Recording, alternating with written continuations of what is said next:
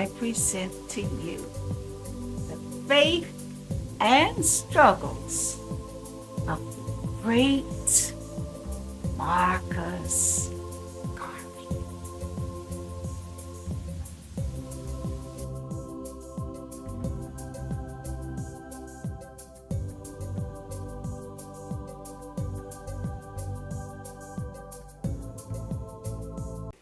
Marcus Garvey was a world traveler, and everywhere he went in the world, he saw the terrible condition of black people. He said that in order for people from Africa and those of African descent to be set free, they needed to unify and organize themselves as one race, economically, politically, culturally, socially, and educationally. And they needed to found their own state nation in the motherland of Africa and make it so powerful and so strong that wherever black people were in the world, evil men would think twice before they bothered them again. Marcus Garvey led the largest mass movement of black people that the world had ever seen. It was not defined by geographical boundaries.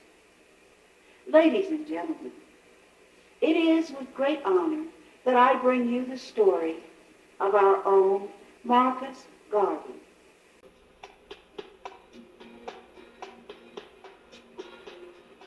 Oh, love,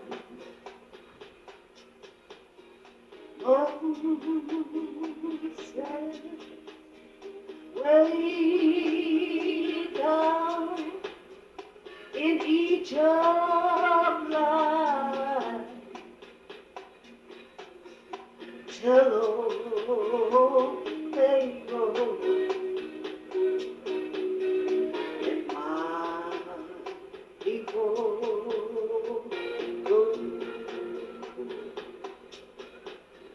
go down.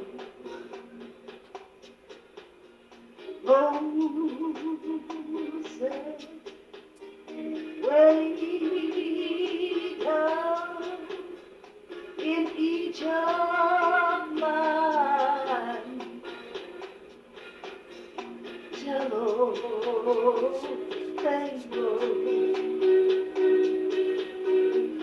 my people go.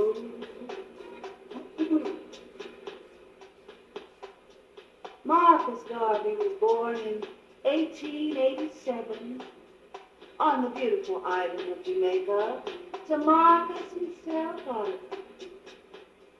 He was one of 11 children, but old Marcus was just not like the other kids. When they'd be out playing and having fun, he would be off somewhere to himself, either reading a book or watching through the eyes of a little child the plight of his people. Even then, Marcus had a heavy burden upon his heart for his people. He knew that one day he was going to do something to help them be set free. He didn't know when or where or how or what, but he knew. Oh, down.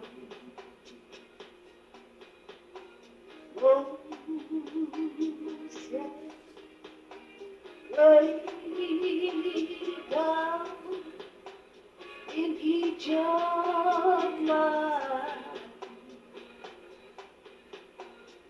tell old Pharaoh that my people go.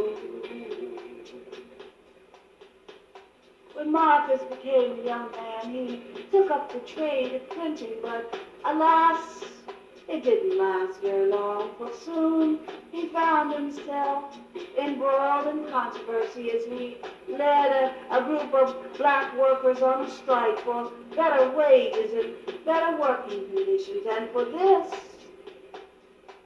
he lost his job. And everywhere he went on the island to try and find work, he found that the doors were slammed shut in his face.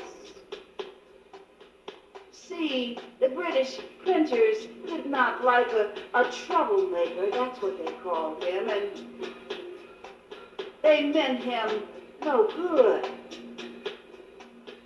See, God always has a way of working things out. They meant Marcus ill, but God meant it for good, because Marcus was then forced to leave the little island of Jamaica and to grow and to travel. First he went to Panama, and then on to Costa Rica and North Africa and other parts of the world. But everywhere Marcus went, he found that the condition of his people was always the same. Africans and people of African descent were always kicked about by other races and cultures. They were always at the bottom of the barrel, economically, politically, culturally, educationally. One day, Marcus picked up a book called Up from Slavery, written by Booker T. Washington, and he couldn't put it down. He read it from cover to cover, and when he finished, he said it had changed his life. And then my doom, if that's what you want to call it. It was then that I discovered that my life's work was to be a race leader. And I said, where is the black man's government? Where are his kings and his kingdom? Where is the black man's president? Where is his nation, his ambassador, his army, his navy, his men of great affairs? And I could not find them, and so I decided that I would help to make them go down. Moses, way down in Egypt land, tell Pharaoh,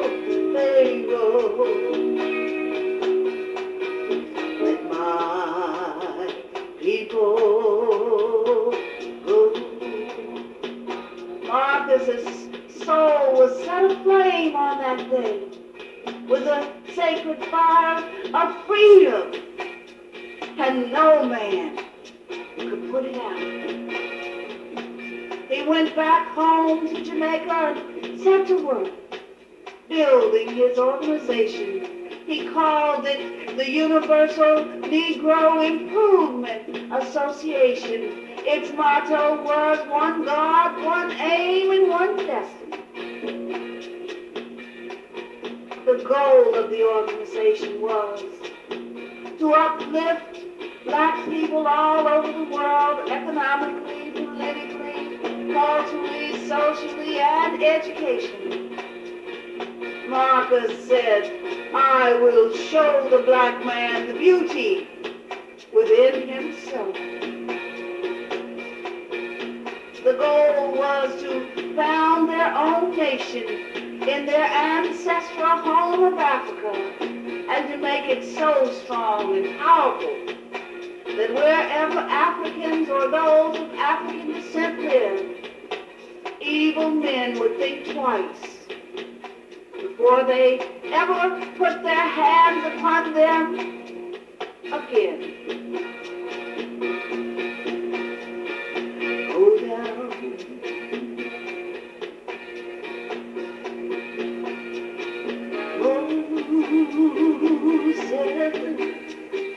Way down in Egypt,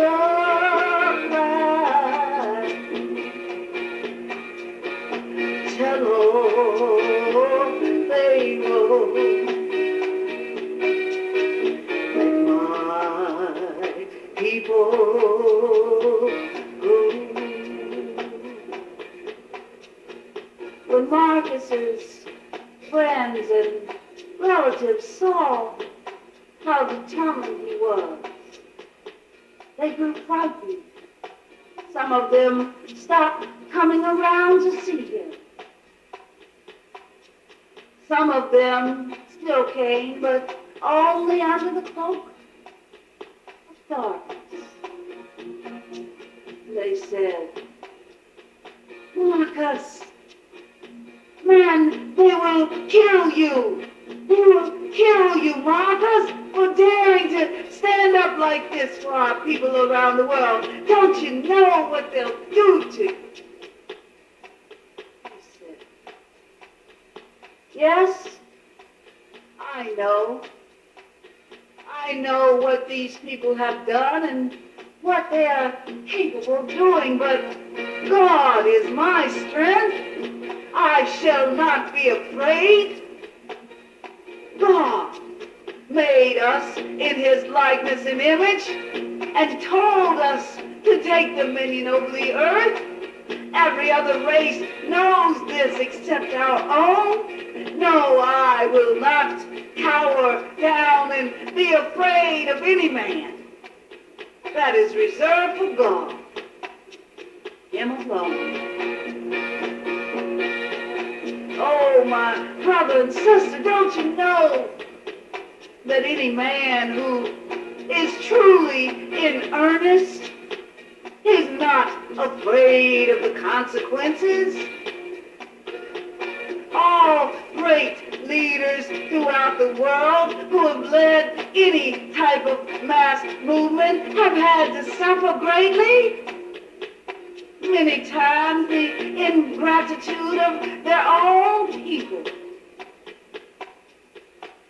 My goal is to uplift the black race, to help them to see the beauty within themselves and to be free. If I am to be condemned for this, then let it be. I will willingly and lovingly lay down my life for them. Oh, down. Oh, sad, way down in Egypt.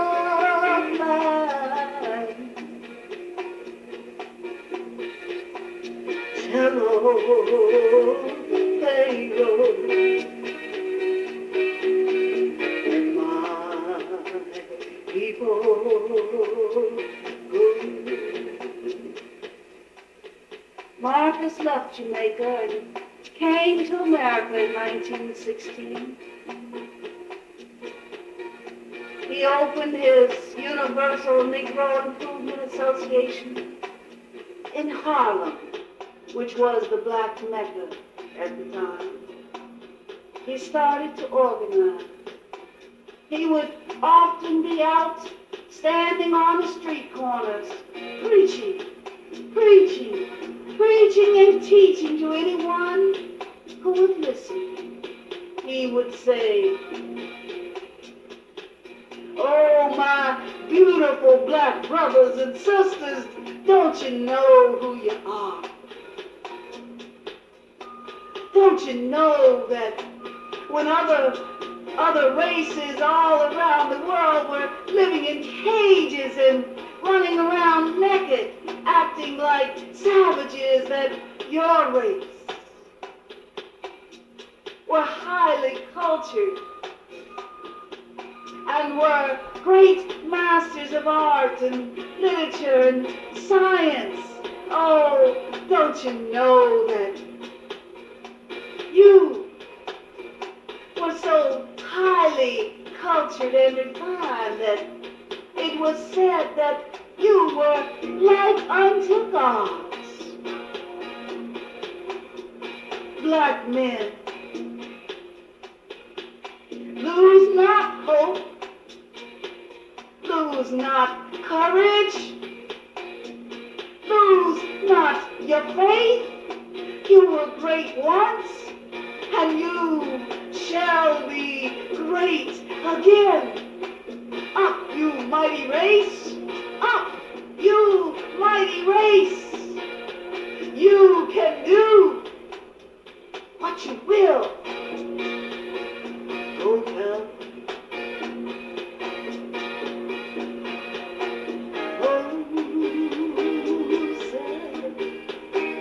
Way down in Egypt land. Hello, Pharaoh, and my people go all over the world. People from Africa and those of African descent begin to listen to this great prophet from God. They knew he was telling them the truth. And they started to unify and organize themselves. They started to pool their resources, their time, their talents, their money substance, and they opened grocery stores and restaurants and factories and even financed 4 major ocean-going steamships to hook themselves up all around the world to trade and barter with one another.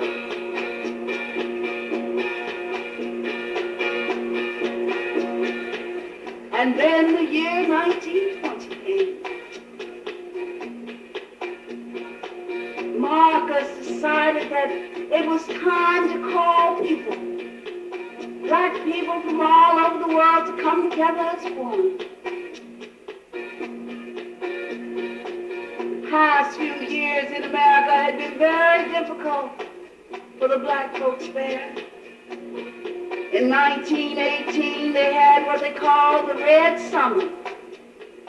They said it was red because the blood of black folks flowed in the streets. There were 26 race riots that year, and black people were hung, castrated, and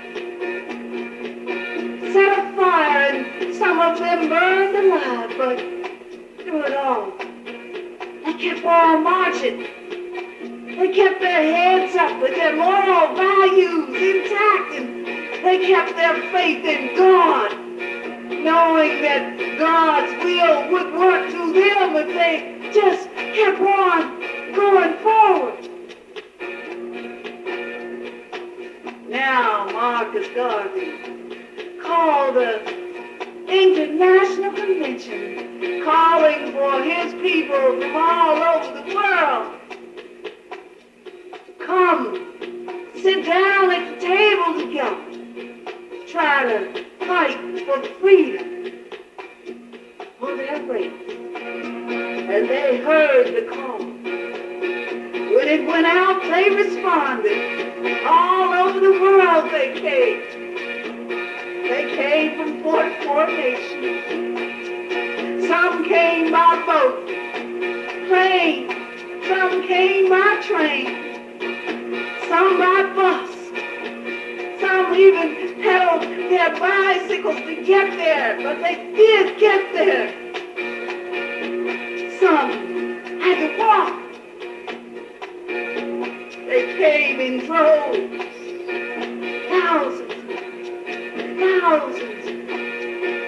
thousands of them came in all their glory, in all of their honor and their dignity. They came, 44 nations around the world. Oh,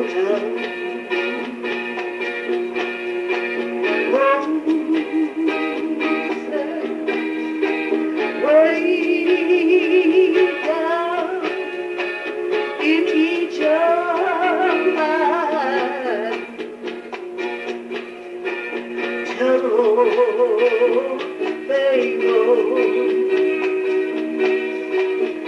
my people go. The world watched and wondered. Nothing like this had ever happened before. There were those who were very, very happy to see freedom coming to the black race. And there were those who were not. Here in America, the sinister forces gathered and conspired with France and Britain and the so-called black leaders here in America to bring Marcus Garvey down.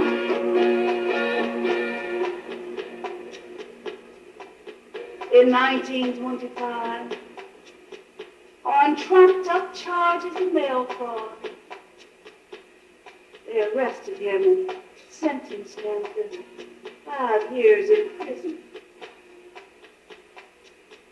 When they went to put the handcuffs on, there was a man, a black man, standing there. This man had been a high official in Marcus's organization, but it turns out he was a traitor to his own people. He jumped up and down and clapped his hands with glee and said, "Ha ha! We got the tiger caged now." Marcus, his spirit could not be broken. He smiled and said, "Yes, the tiger is caged, but the cubs are still running loose."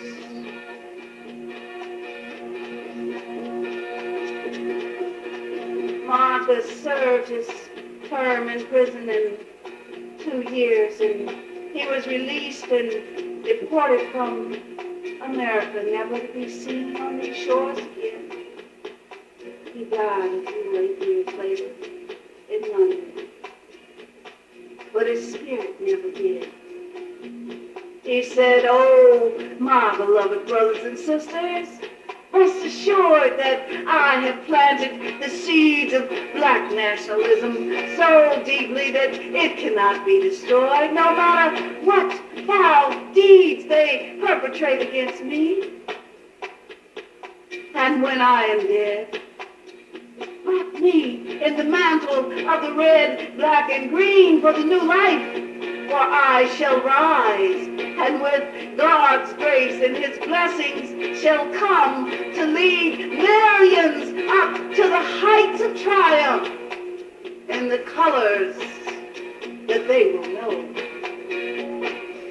Oh, look for me in the whirlwind or the storm. Look for me all around you, for with the grace of God, I shall come and bring with me countless millions of black slaves who have died in America and the West Indies and the millions in Africa to aid you in your fight for freedom, liberty, and life. Up, you mighty race! Up, You mighty race, up, you mighty race, you can do what you will. Oh, come.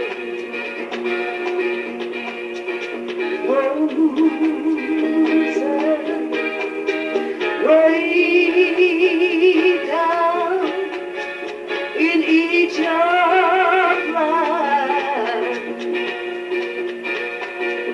tell Pharaoh that my people